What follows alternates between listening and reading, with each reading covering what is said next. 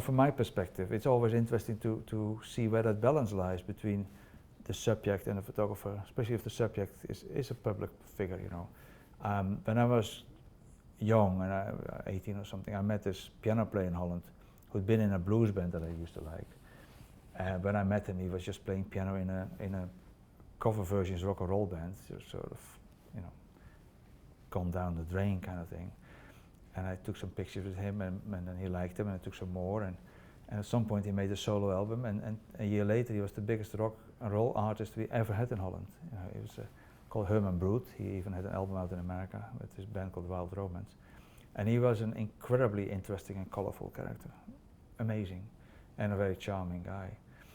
Unfortunately, he was also a junkie, but I mean, in Holland in the 70s, a lot of things people were very liberal, and so you didn't think that was that strange.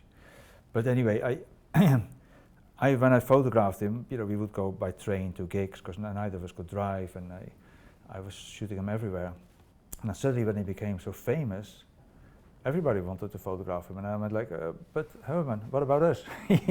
I didn't understand that balance. That was different than somebody, goes stratospheric.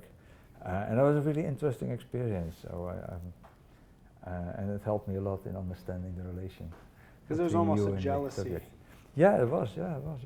Like, what are you doing to me? We are an item kind of thing in that sense. Yeah.